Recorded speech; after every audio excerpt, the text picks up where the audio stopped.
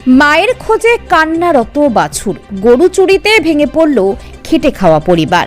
মুর্শিদাবাদ জেলার সালাদ থানার অন্তর্গত মাধাইপুর গ্রামে এক হৃদয় বিদারক ঘটনা। খেটে খাওয়া দরিদ্র পরিবারের শেষ সম্বল একটি গরু চুরি হয়ে যাওয়ায় আজ কান্নায় ভেঙে পড়েছে গোটা পরিবার। নাহার শেখ জানিয়েছেন, গতকাল রাত্রে আনুমানিক রাত ৩টে নাগাদ ঘুম ভেঙে উঠে দেখেন যে গোয়াল ঘরের দরজা খোলা, সেখানে গরুটি নেই। শুধু ১ মাসের ছোট্ট বাছুরটি মায়ের খোঁজে কাঁদছে। মায়ের দুধ ছাড়া সেই ছোট্ট বাছুরের কান্না যেন বুক ফাটানো আর্তনাদ। পরিবারের দাবি, প্রায় ৩ বছর ধরে অতি যত্নে লালন পালন করা হয়েছিল এই গরুটিকে। নিজেরা না খেয়ে ঋণ করে প্রায় ৫৫,০০০ টাকা দিয়ে গরুটি কিনেছিলেন। সেই গরুই ছিল সংসারের ভরসা, জীবিকার একমাত্র অবলম্বন।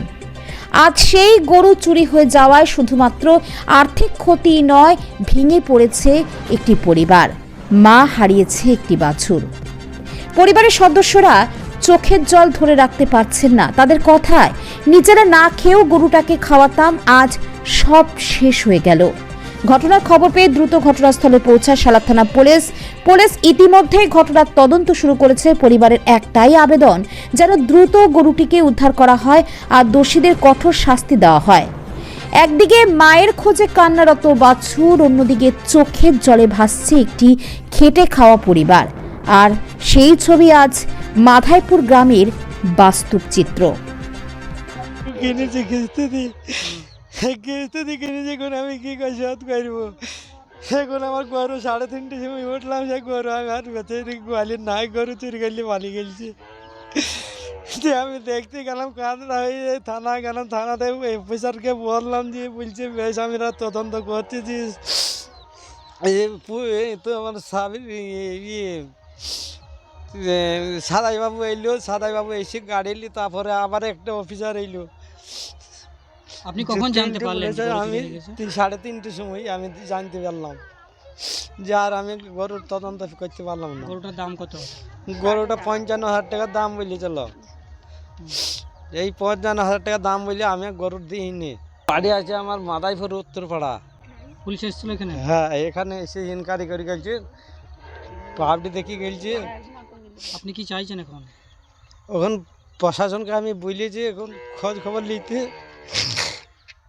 কি করবে দেখে? বাচ্চাটা কাঁদছে নাকি? একটু বাছুর হাম লাগছে।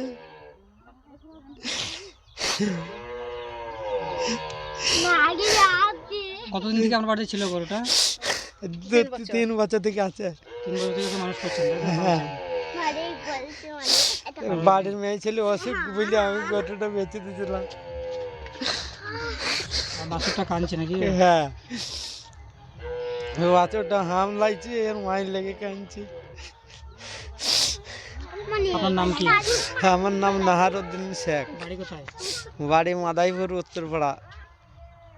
বাছুরটা আমি কাঁদছে, আমি না খেয়ে গরুকে খোয়ালছি, আমি খাইনি, আমি গরুকে খোয়ালছি। এই গরু যেন কেউ কেনাকাটি করবেন না, আমাকে যেন অবশ্যই খবর দেবেন। বাছুরটা খুব হাম লাগছে, খুব কাঁদাকাটি করছে, আমি রুখতে পারছি না।